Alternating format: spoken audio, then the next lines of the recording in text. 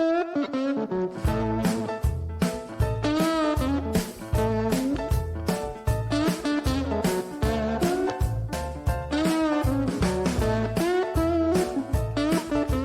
there. Welcome to the Harley Carnes podcast. Harley on the headlines. You know, as the tagline goes, it's a quick look at some of the stories of the day with just a bit of a personal touch. In other words, sometimes there's a little comment from me on some of the stories, and sometimes it's just straight up reporting. You are smart enough to tell the difference. As always, I do appreciate your support. Like, follow, subscribe. Please share the link with someone. And thank you for doing that. Iran has a new non-starter of a proposal. This is what they said. End the blockade and drop all sanctions, and then they'd be willing to start to negotiate over nuclear weapons and other issues. Those people are nuts. You could almost hear the U.S. team laugh out loud, except it's not funny. In the position of the West, not just the U.S., there's no negotiation about nuclear weapons in Iran. The demand is surrender and forget about ever, as in ever having a nuclear weapon. Remove all enriched uranium and end any nuclear enrichment program at any level. That's the way to get started. After that, sanctions can end, the blockade can end, investment can flow, and Iran can join the world of more peaceful nations. If not, it's going to get loud again. There is good potential for the president's trip to China this week if China, which is Iran's number one customer for its oil, were to tell Iran it's time to see peaceful light at the end of the tunnel of war. It could all be wrapped up pretty soon. The question is, will Xi Jinping do that? And will China try to force the U.S. to turn its back on Taiwan to make that happen? And would we ever do that? Many ingredients, many issues that could be discussed. We won't know about everything Xi and Trump talk about. We can only hope to hear about some of the positive outcomes for the world. You know, the price of oil jumps and then it falls back with every report of possibility or setback in the Iran war talks. They aren't really talks, more like position statements. Iran is waiting for the U.S. to blink and bow to public pressure and fatigue, as usually happens. The U.S. is waiting for Iran to realize that it not only lost, it's time to surrender and give up on having a nuclear weapon ever. Oil prices bounced back up today. President Trump has said he is open to anything. That came from the Energy Secretary, actually. They're open to suspending the federal gas tax, which would bring prices at the pump down a bit. That'd be about 18 cents a gallon. Most states have taxes considerably higher than that on gasoline. If they also suspended their tax for the duration of the war, it would make a real difference. Think another 25, 50 cents a gallon, sometimes more. States would have to make their individual decisions about that, of course. The Biden tactic proven by his actions would be to take oil out of the strategic reserve, but he took so much out during his administration, it's still not fully topped off, not fully refilled, rebuilt. The Energy Department might also revise the summer blend rule to make refining more gas more quickly, more viable, and that would save money at the pump as well. Now, it is going to take some time for the Hantavirus to have its run from the cruise ship where so many people got sick.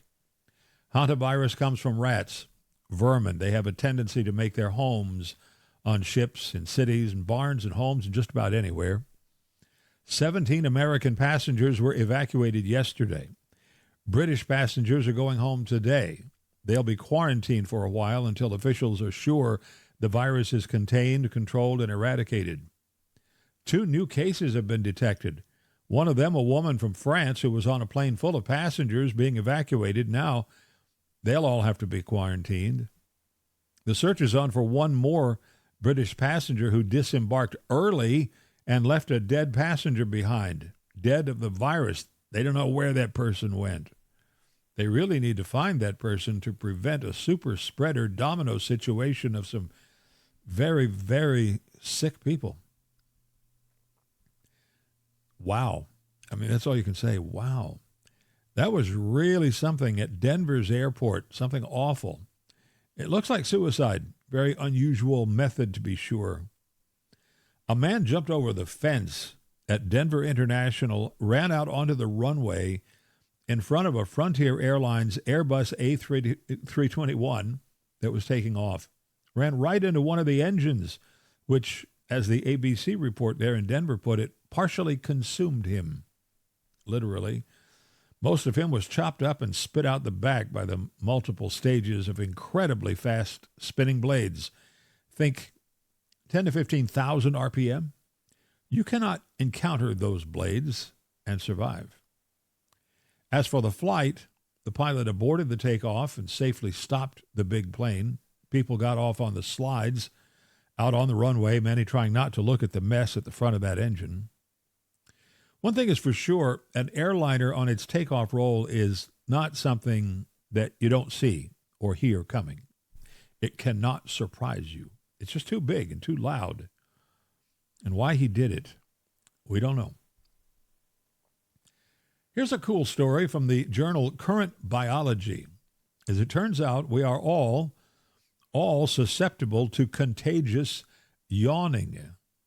You see someone else yawn, or maybe just think about it and bingo, here comes a yawn. I know. How many of you are yawning right now because I made you think about it? Here's the story. Doctors watching ultrasound of babies in the womb have learned that when mama yawns, so does the unborn baby. They don't know for sure why. Maybe a hormone response in the baby to whatever the mom does. They don't know. As the researchers put it, in just about the most boring way possible, that instead of a purely reflexive response, the images, here's the quote, support a picture of the fetus as an organism whose behavior expression is already integrated into a shared biological context. Unquote. In other words, what mama does, the baby does. When we yawn, it's typically because the body is demanding more oxygen. When the baby in the womb yawns, it's because mommy yawns. There's no air to breathe in their bubble of amniotic fluid. The connection is real, and it starts at 11 weeks after conception. Lastly, this is the kind of commencement address you really do want to attend. At North Carolina State, the Wolfpack, the speaker was Anil Kochar, and he said he wanted to do something that would honor his father, Prakash Chand Kochar, who went to NC State and was a proud graduate of Wilson College there. It's the only college in North America dedicated to textiles education, research, and service. So, of course, they had a home here in the U.S. His dad made a fortune in the industry after taking that education back home to India and in this country and into businesses and factories all around the world. Anil announced that he and his wife, Marilyn, would be covering all student loans taken out by Wilson College graduates in the 2025-26 school year. So for those who had to borrow money to be there, their senior year is paid for. As he said, a new generation shaped by a different world, but connected by the same spirit of possibility that brought his father here decades ago, a young man who traveled thousands of miles from India to Raleigh with little more than hope and determination. Isn't that our immigrant story? Stories like that don't come along just every day. I want to thank you for joining us today. Sure do appreciate it. Sure hope you'll come back, too. Bring some folks with you. Let them know it's okay. It's safe to jump in the water. I like to acknowledge that when you do tune in, you are giving me some of your time, and time is precious. I appreciate it. So please help spread the word. I'm Harley Carnes. Until next time, please do yourself a big favor. Make some good, conscious choices in your life today. Make a decision to be happy and fly safe. It's the only way to get there.